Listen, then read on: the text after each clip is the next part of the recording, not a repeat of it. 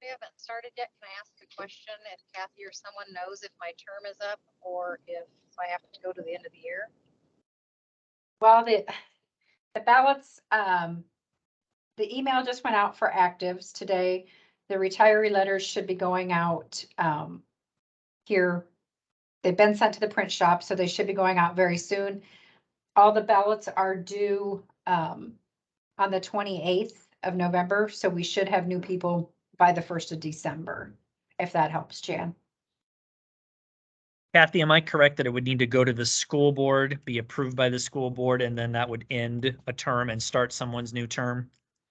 Yes, the approval will need to go to the school board, but we aren't gonna, like handcuff Janet and make sure she stays until I then, might. so. Jan, We you would gotta like stay. you to be able to continue, Jan, until new people take over, but understand completely if you are unable. No, that's fine. I can do that. Yeah, I was gonna say we're gonna handcuff Jan. We want her contributions clear up until the very juicy end. Well, you go, Jessica. All right, well, I see Brad has joined us. Hi, Brad. Hello. I don't really have much of an agenda for today. I think Blake had sent a couple things for an agenda. One, I'll address was the Gallagher study that's being conducted. I did touch base with them the 1st of November just to make sure that we were still online to get this mid-November, and he said yes. As far as he knew from working on it, he didn't have anything that made him think otherwise. So that means probably within a week or so, that would be the middle of November. So hopefully we'll have something soon. Because my ask was if we, and I know that we don't know exactly what date, but I'd like to see this committee schedule a meeting in a more timely manner, perhaps than waiting until the second Wednesday in December, because there may be action that this group needs to take based on that report. And I don't anticipate that report is going to take tons and tons of time to comb through. And maybe I say that because I'm a little nerdy and have done some of the math myself, but I do think that there will be action that is needed. And so I don't know how the rest of the committee members feel in terms of trying to guesstimate when we think we'll have that report and should meet. I just think waiting until the second week in December may be a little much.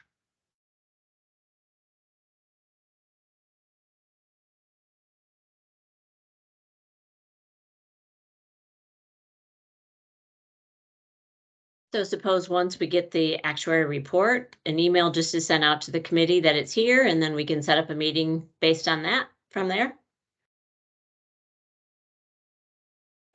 And I'm fine with that. I just didn't know if people would feel better about having something more firm now.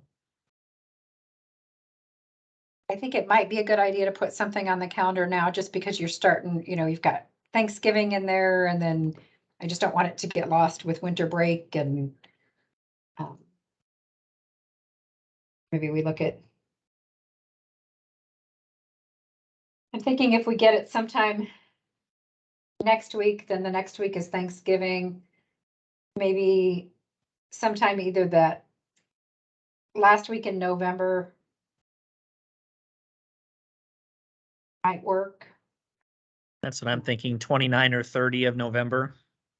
Yeah, I was thinking maybe just do a Wednesday meeting on the 30th. and do the 30th, if that works for people. Rosie, if you could put something on the calendar for the 30th. Will do. We'll just do a 4 o'clock, and hopefully it will be a fairly short meeting.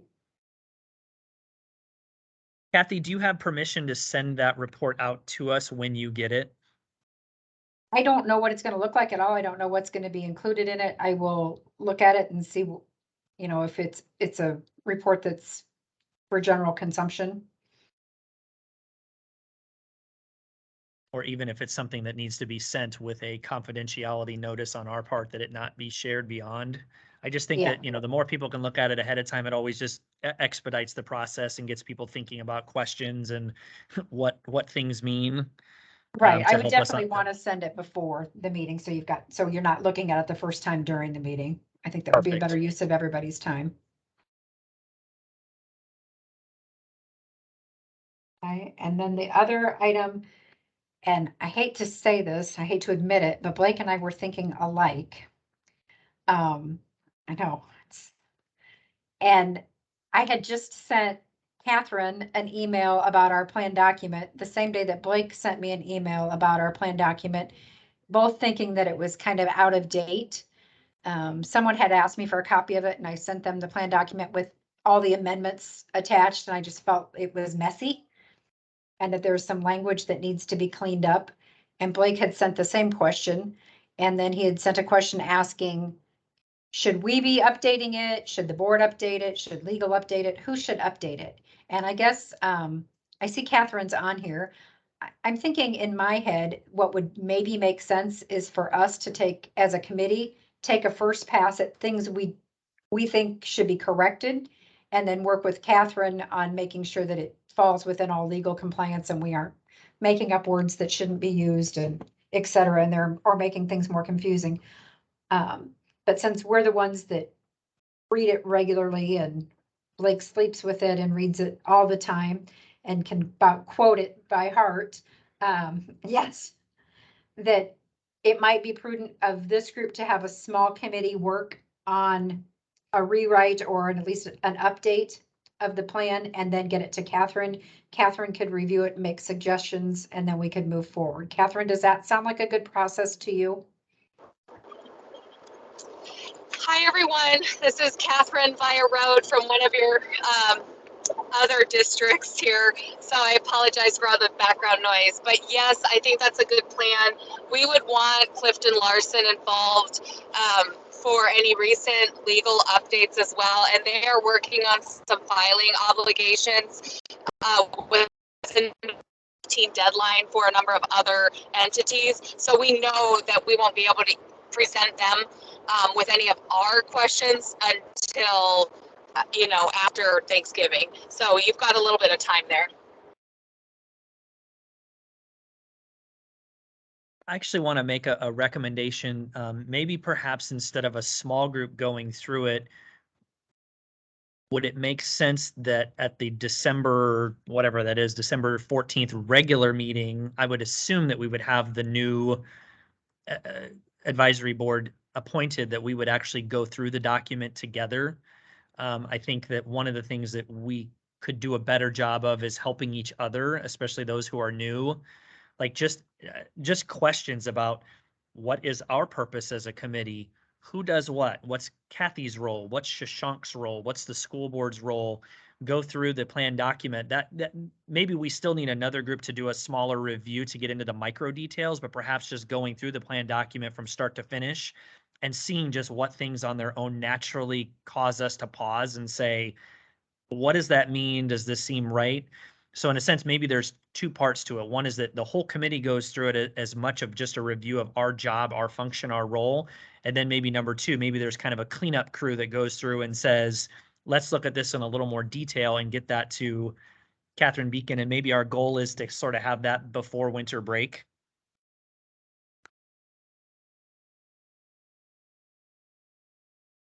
I don't know, Blake, if going through it as a full group, I feel like that's gonna take a long period of time. That's a pretty long document to go through. I don't know how in-depth you're planning on going through that. I just want to make sure that we do it in a way that we don't lose people, after 2 hours of reading a plan document and they're nodding off. I want to make sure that, maybe we break it in smaller segments, or we do a real broad overview and then break into a smaller group to go through it.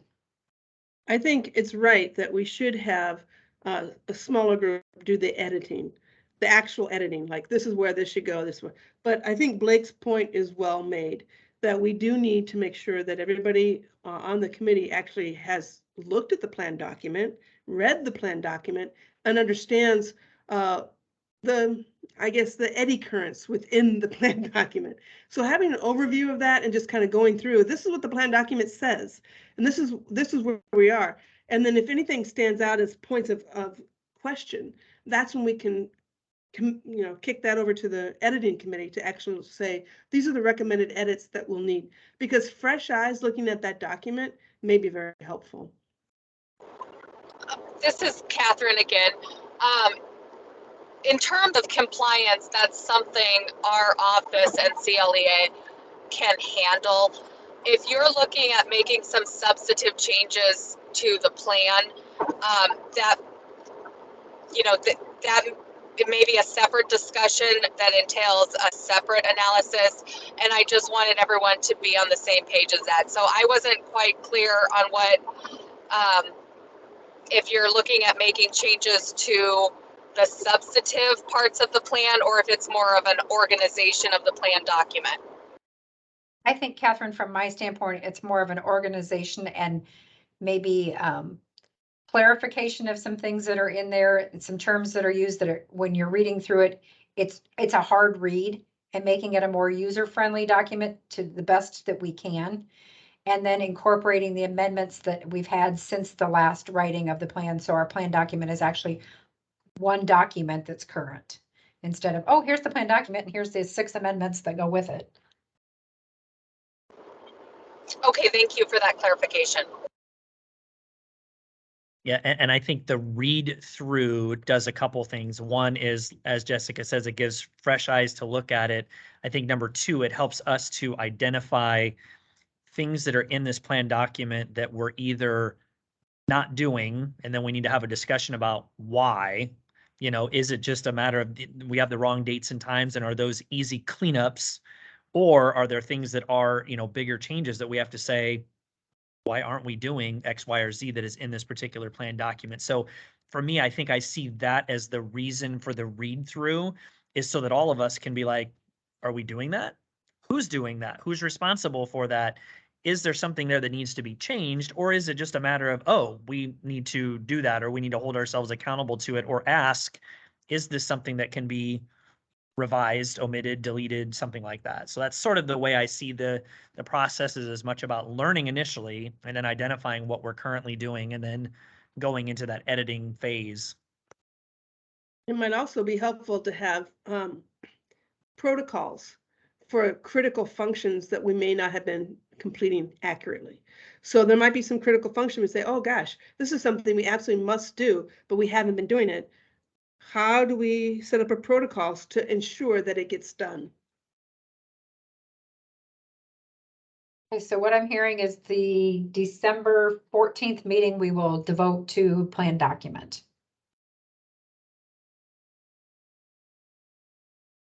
That sound good?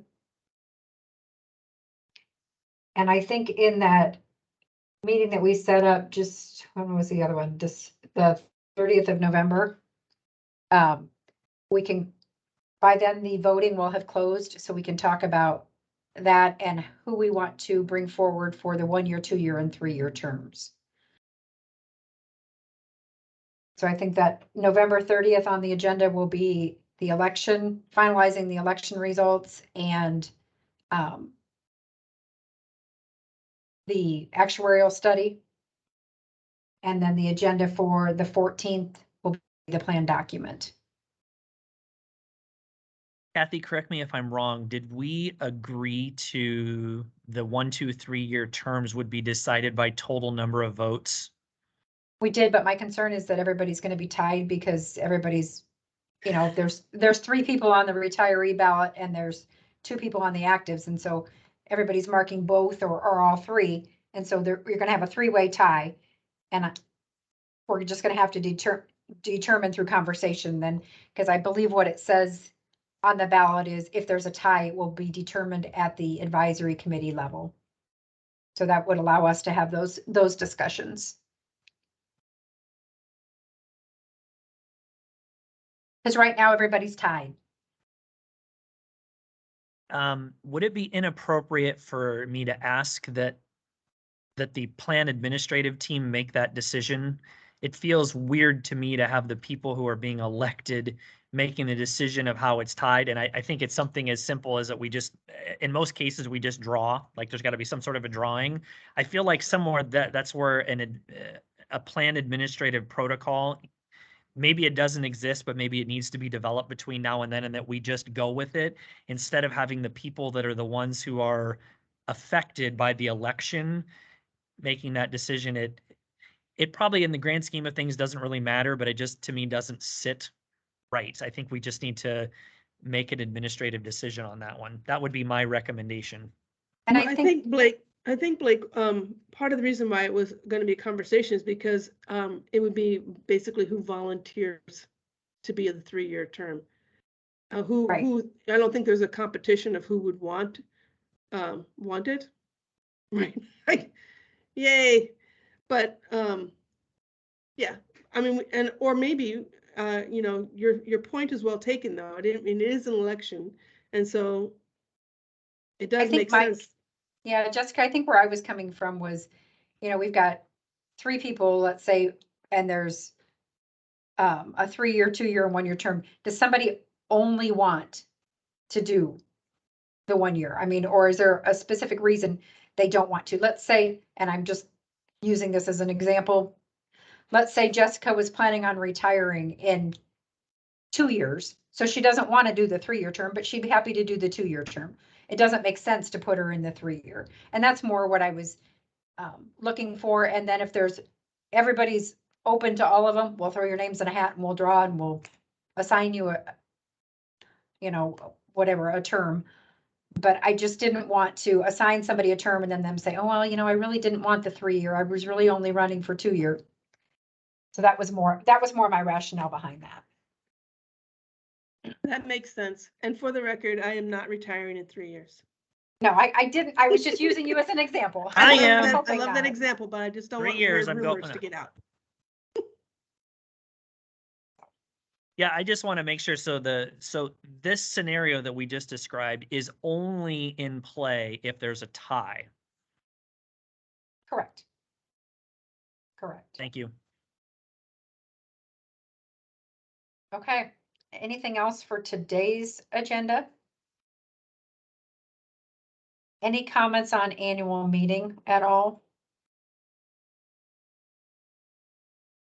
I had a question from a member and I sent it out to Brad and you, Kathy, but I'll just throw it out there for any other comments. A retired member watched the meeting, and her concern or her question is, if people age 50 and younger are moved from the plan, what is the longevity of the plan or sustainability of the plan? And Brad, you stated that we're all kind of our own pot, so it isn't too big of an issue, but I just wanted to ask it at the advisory committee because that was her request, and get any comments on that.